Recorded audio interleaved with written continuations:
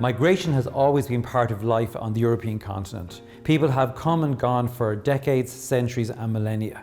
So it's no wonder then that we decided to establish a European network called Tribes. And this network is all about building capacity to help researchers and policymakers and educators from all across Europe to collaborate and build capacity around issues like school policy, school climate, and what is the experience of migrant children in relation to bullying and inclusion in our European schools. Hello, my name is Hildegunn Fandren and I work at the Norwegian Center for Learning Environment and Behavioral Research in Education at the University of Stavanger, Norway. I'll give now to you an introduction about migration. According to the World Migration Report in 2020, the global estimate is that there were around 281 international migrants in the world in 2020. Thus, migrants comprise currently 3.6% of the global population. Regionally, Europe hosts the largest number of international migrants, with its 82 million in 2019. The ongoing war in Ukraine has made migration a relevant topic also in European countries that until recently have had less or no migration. Consequently, growing up in multicultural societies and dealing with relations to diverse people have become continuous developmental task for most European children and youth. Migration is the movement of people who change their place of residence and who voluntarily or more or less forced settle down in a new geographic region permanently or temporarily. People who themselves change their place of residence are labeled first-generation immigrants. People who were born into first-generation immigrant family are second-generation immigrants. Thus, second-generation immigrants are born in the country of settlement, but have parents that migrated to another country. There might be different reasons for people to migrate. If the migrant moves because of war or political reasons, the immigrant is labeled refugee. If the reasons are related to work, study, family, establishment or reunification, working immigrant is, for example, the label that is often used. Independent of reason for migrating, immigrant children and youth may experience some new cultural, social, and psychological conditions because of the acculturative stress taking place. Two dimensions are often involved in the acculturation process. First of all, maintenance of heritage, culture, and identity. And second, relationships sought with people from other cultures.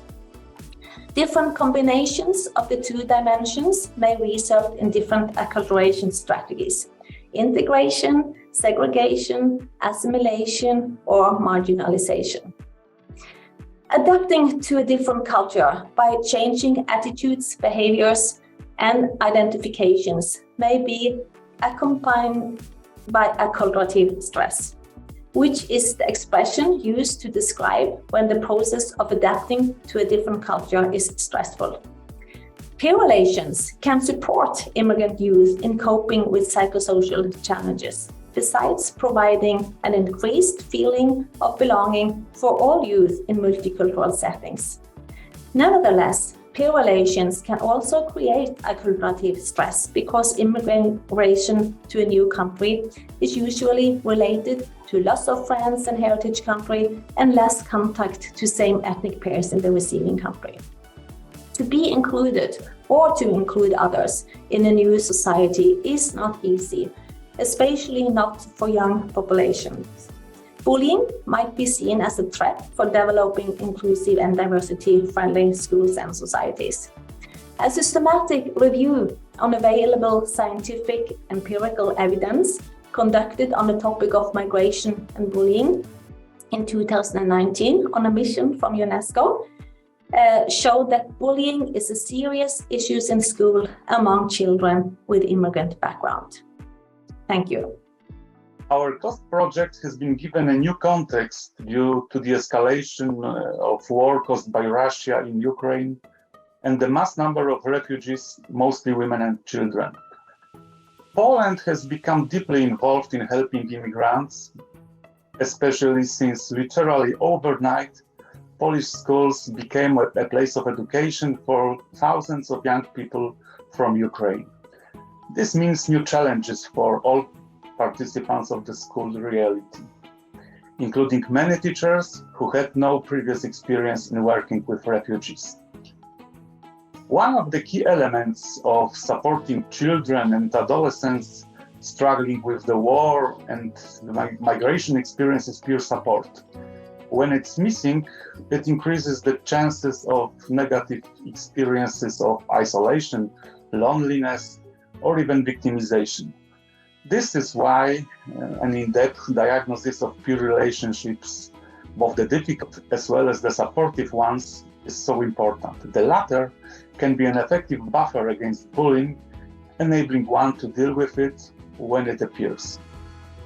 From the most recent research findings, we see that there are relatively few tensions between Polish and Ukrainian pupils, and the cases of conflict were incidental. They were perceived as a result of ordinary processes taking place between young people and not related to nationality. From a preventative point of view, it's necessary to create opportunities for Polish and Ukrainian pupils to build and strengthen relationships. The basis for cooperation should therefore be activities that go beyond emphasizing nationality. The focus on establishing relationships at other levels and within other categories of identity is particularly desirable, namely hobbies, passions, interests, strengths. It's important that pupils remain open to experiences beyond their national identities, which is conducive to building deeper relationships. This, in turn, is a proven factor in bullying prevention. Hello, my name is Peter Smith. I'm Emeritus Professor of Psychology at Goldsmiths, University of London, and a member of the Tribe's Cost Action on transnational collaboration on bullying, migration, and integration at school level. And I'm going to introduce this film, particularly introducing the topics of bullying and, more briefly, migration. So, bullying is usually defined as repeated aggressive acts against someone who cannot easily defend themselves, or systematic abuse of power. And the important characteristics here are the imbalance of power and the repetition. We know that some groups are particularly at risk of prejudice-based or identity-based or bias bullying by gender, race, faith, sexual orientation or identity, disability. And often overlapping with these are children or young people involved in migration. Now, there are an estimated 272 million international migrants around the world. This data comes from the World Economic Forum recently, and that's 3.5% of the world's population. And it's increasing. Since 1970, the number of people living in a country other than where they were born has tripled. So it's an increasing issue. And often these young people are going to be at risk of bullying. What we know about bullying, different types. There's what we now call traditional or offline bullying, which can be physical or verbal, social exclusion, rumor spreading. And then more recently, we have cyber or online bullying via mobile phones and the internet. There's been a huge growth in research on bullying.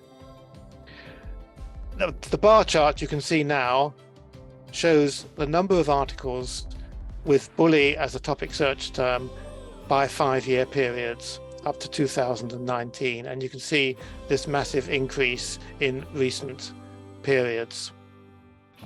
And the next picture shows the number of articles with cyberbullying as a search term, which has increased, in fact, even more rapidly in the years of this century. So there's been a big increase in research effort. This has come, I think, in 4 phases of studies. And now I'm going to talk particularly about school bullying, not the only kind of bullying, of course. We have workplace bullying too, but I'm going to talk about school bullying particularly. And the origins there date back to the 1970s, especially in Scandinavia, Norway and Sweden in particular, and the work of Dan Olweus, seen here in the photograph in his study, who's often seen as the founding father of this area of research. And in 1978, he published the first major book on the topic, Aggression in Schools, Bullies and Whipping Boys. Whipping boys being a somewhat old-fashioned term for victims or targets of bullying. He developed a self-report questionnaire to use in research, and he was involved in the first really intervention work in schools, an intervention program in the 1980s. At that time, bullying was seen in terms of physical and verbal behaviors. Besides the work in Scandinavia, there were origins of studies in Japan as well on ijime, that's the Japanese term for bullying, at least back to the 1980s, pioneered by Yoji Morita.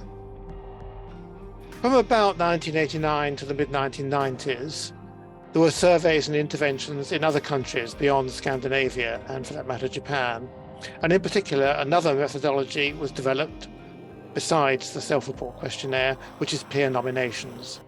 And Kristiina Salmi-Väli, particularly in Finland, introduced the idea of participant roles. So not just bullies and victims, but ringleader bullies, assistants and reinforcers, and also defenders and bystanders as well. Also, the types of bullying expanded to include what we now call indirect aggression and bullying, particularly social exclusion and rumour spreading. From about that mid-1990s period up to around about 2006, we can say we've got an established international research program now.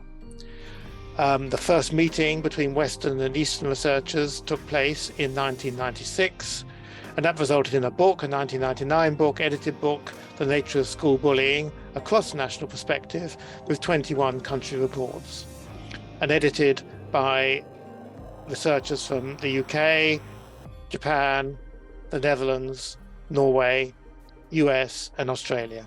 So very international. And books also coming, Bullying in American Schools, Evidence-Based Approaches to Bullying in Australian Schools. From around about 2006 up to now, really, we get the rise of cyberbullying. And that's changed the field considerably. The origins are indeed before 2006, but most of the press reports and awareness of the issue date from round about that time. And it started with text message bullying, but now many forms, often on social networking sites. There's been a huge increase in research, which I showed you in the previous slide, many meta-analyses and reviews, noticeably a handbook of bullying in schools coming out in 2010. And then just last year, I and James O'Higgins Norman edited the Wiley-Blackwell Handbook of Bullying, now in 2 volumes, in fact, with 72 chapters and including studies from many countries across the globe. What has this program of work achieved? Well, there's been a lot of knowledge about school bullying gained. And also many intervention components and programs have been developed and had some success. That includes the Elveus Bullying Prevention Program in Norway and now elsewhere, and Kiva, developed in Finland, also used elsewhere. And reviews of these studies suggest most programs have some success, averaging around 10 to 15%, although sometimes considerably more. So they're worthwhile, but still somewhat limited in the rate of success they're having. So more research is clearly needed. And it's important to look at how individuals vary in their response to intervention programs, and also how to help those children and young people most at risk of being targeted, including those attacked by prejudice-based bullying, and hence the particular focus on children of migration in tribes. So when we study bullying in relationship with migration, we also need to approach it from a social ecological perspective. So this means, for instance, that what happens in a school context is also influenced by factors on a societal level. If there are negative attitudes towards immigrants amongst the general population, it is likely that they also feed prejudice-based bullying amongst young people.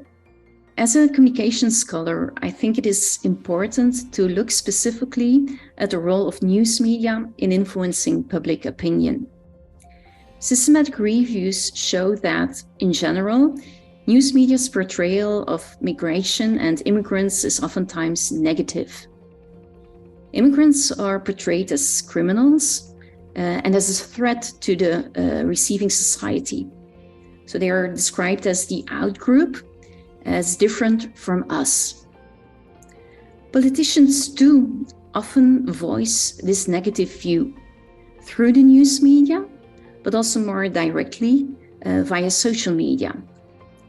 And on these social media, for instance on Twitter or Facebook, negative speech about immigrants is very common. It might even take the form of online hate speech towards these groups or to persons belonging to these groups. Young people who are exposed to the negative news portrayals of immigrants or the online hate speech directed towards them might be affected by this. So they could also develop negative attitudes, and when confronted with pupils with an immigrant background in a school context, this could also result in bullying behavior at school. So to understand the process of prejudice-based bullying, or particularly this bullying that is based on the nationality or ethnicity of the victims, one should be aware of powerful psychological mechanisms that are behind this bullying, that make the process so difficult to stop and make the process so difficult to intervene. The first core mechanism is what Goffman called stigma mechanism. And Goffman said that it's the stigma, it's the attribute that is deeply discrediting. And in our case, this attribute is connected to nationality or ethnicity, but of course, it's connected to how the people look, their appearance, their clothes, also their behavior, their social behavior. And with this mechanism, we should be aware that this is a process. It is not that is not one point in time, it's a process. And the process starts with confrontation. So the situation when within the group, in our case, it would be mostly class group. Within the group, one is confronted due to this attribute. So people spot and people name the person through the lens of this attribute, of this feature connected to nationality and ethnicity. But then, if it doesn't stop, it goes farther. So then comes the second stage, when the person starts to be perceived, to be seen only through the lens of this feature. So this feature became dominant and stereotypized, and the person is looked only through the lens of this feature, and it's understood only when and defined only through this one feature, and of course defined negatively. And then sadly, it's also the third stage of the stigma process, when the person starts blaming himself or herself, and the person totally loses hope that ever will be a part of this group, will affiliate to this group when the process takes place. And from practical point of view, of course, it would be rational to start before this process or to stop this process at the possible early stage. The longer it takes, the longer we wait, it's more difficult to really interfere in the situation, that becomes more stable and more difficult to really do something about it. But this is only the first mechanism. Of course, it's the core mechanism, and then the mechanism it's very, let's say, specific for this kind of bullying. But we also got another two mechanisms.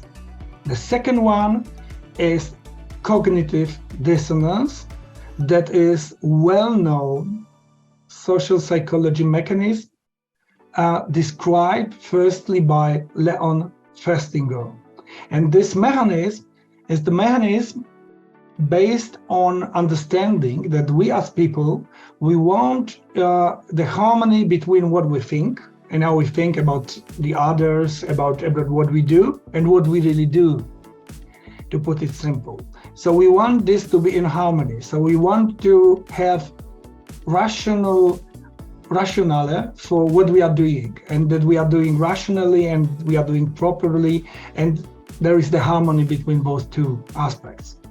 So when we start, and when somebody starts to bully someone due to racial or ethnical reasons, it may be something that puts us in a position that we do something that is unjust, that is not okay ethically.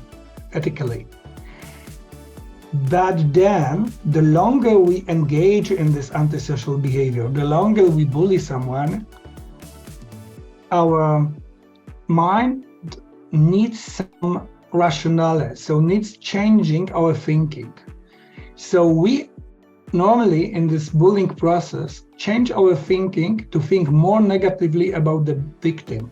So we start to think about the victim, that the victim is really someone who deserves what we do, or that is justified what we do.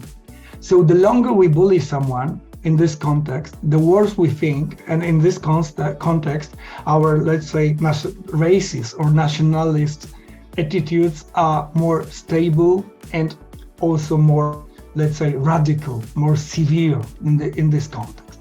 And then there is also the last powerful mechanism, and the mechanism is the mechanism of vicious circle.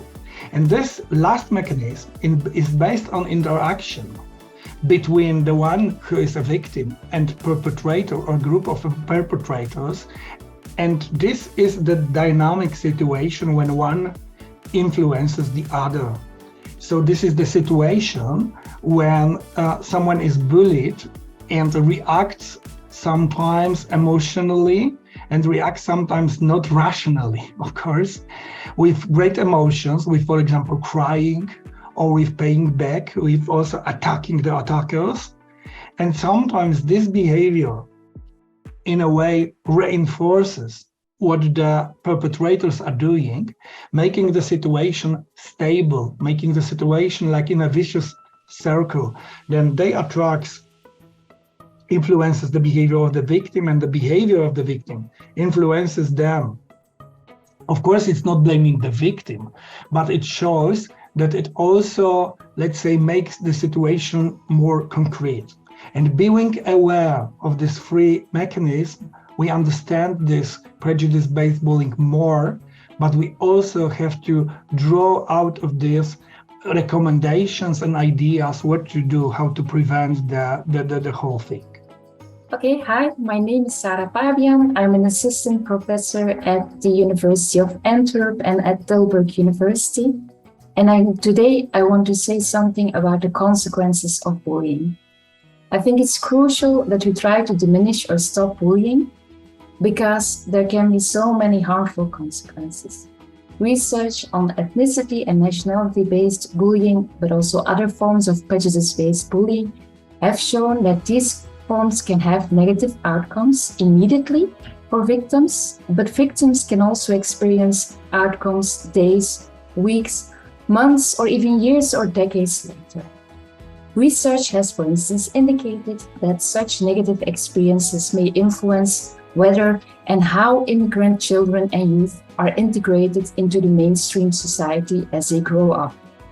We also know from research that inter-ethnic bullying can also influence your later inter-ethnic relations, because if you have negative contact experiences, this will likely increase prejudice, and this will also erode social cohesion, just as positive contact experiences are known to reduce prejudice. A growing body of research tries to understand those negative influences, and part of the studies have focused on youth's psychological functioning, such as negative self-perception, elevated anxiety, depressive symptoms, and increased stress. We also know that ethnic bullying also impacts immigrant school adjustment, such that victimized youth often have low school satisfaction, they have a high anticipation of failure, they perceive their relationship with their teachers as negative, and they show higher rates of truancy. Recent studies also indicate that ethnic bullying experiences pave the way for engagement in problem behaviors such as threatening others verbally, engaging in street fights, and damaging property. Altogether, there is substantial evidence that ethnic victimization has harmful consequences.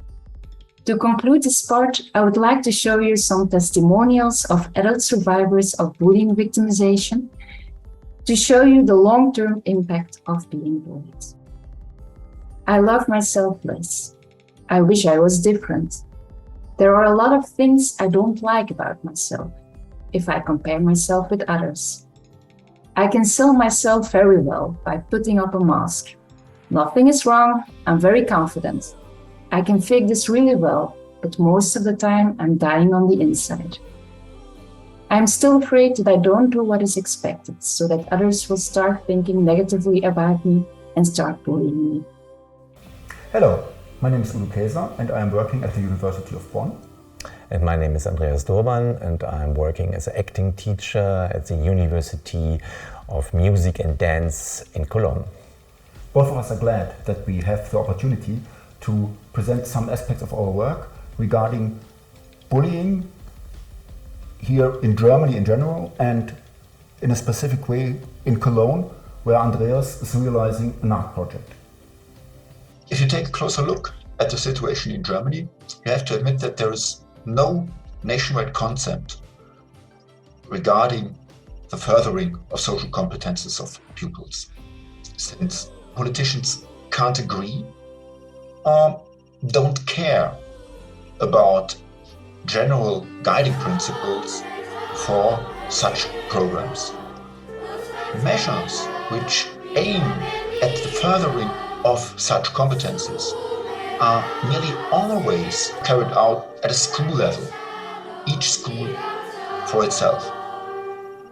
There are some concepts which are used more often, example given the no blame approach, but mostly such projects are carried out by headmasters, teachers, parents, and not by politics. Except for some pilot projects, which are often realized in cooperation with universities, but mostly all the time, the different schools are all for itself. Music Theatre Project. Coping with bullying and religious intolerance. Although bullying is quite common among young people, it is hard to raise awareness for the problem. By practicing cultural techniques like songwriting, singing, or developing theater scenes on stage, the confrontation with this topic is much more intense than just talking about it and discussing it theoretically. Therefore, we work with people in workshops which offer opportunities to make individual choices and gain self-efficacy. To work autonomously supports the development of self-responsibility and intrinsic motivation. The artistic confrontation with themes that are important for children and their daily life further their ability to reflect themselves and their environment. For example, the project What is Your Face? Do You Believe in Something? Is based on a novel called The Golem, written by Gustav Meiring. The story deals with Jewish mysticism and the persecution of Jewish people. Some key scenes were acted by the children, but the topic was broadened to the whole range of religious everyday interactions and questions and ways of religious life. In particular, encounters of different attitudes and beliefs were focused during the scene work.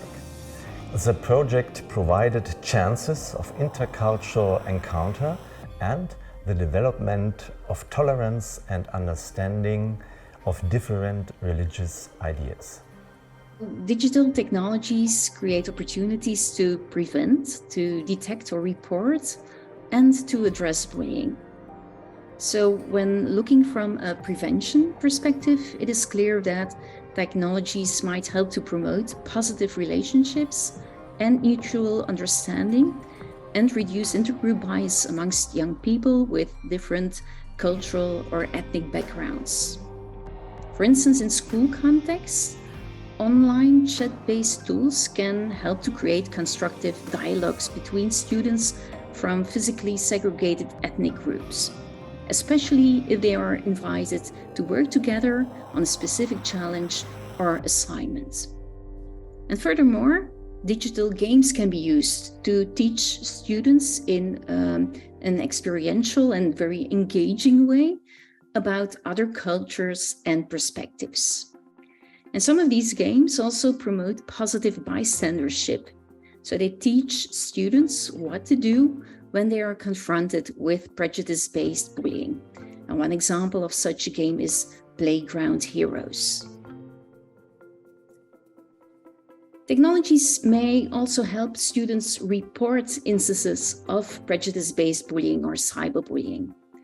For instance, it is much easier to inform teachers or the principal about bullying via an online reporting tool than in person. And also social media platforms such as Instagram or TikTok provide opportunities to report contents or users that breach the community guidelines. So in addition, these platforms also make use of detection systems that automatically screen the contents that were being uploaded to see whether they are potentially transgressive. Technologies might also help to deal with instances of prejudice-based bullying. Victims can, for instance, contact helplines, or they can post their stories and ask for help on online forums. Some researchers have even created digital buddies, so smartphone apps that are able to provide emotional and informational support. These examples show how technologies can be specifically created or used to promote positive relationships or to tackle bullying. However, some technology uses have grown more spontaneously, bottom up, and actually they have the same outcomes.